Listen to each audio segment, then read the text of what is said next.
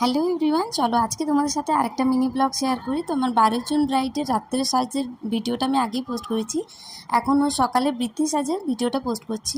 তো ব্যাগপত্র আমার বাবা পৌঁছে দিয়েছিল গাড়ি অবধি। আর এখন সকাল 8টা বাজে, প্রচণ্ড রোদ, উঠে পড়েছি গাড়িতে।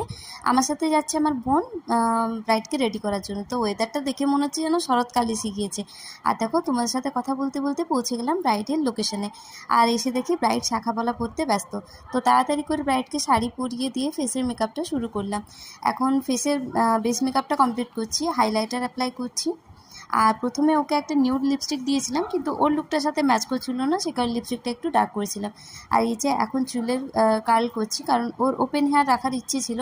আর চুলের কার্লগুলো এত সুন্দর হচ্ছিল, দারুণ।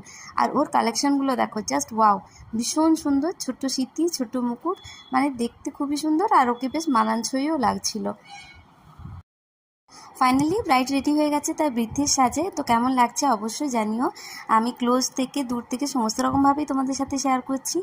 আর প্রথমে একটা কৃত্রিম আলো শট নিয়েছিলাম, তারপর একটা দিনের আলো শট নিচ্ছি, যাতে করে তোমরা বুঝতে পারো পার্থক্যটা, মানে মেকআপের ডিফারেন্সটা, যে আলোতে কেমন আর দিনের আলো কেমন।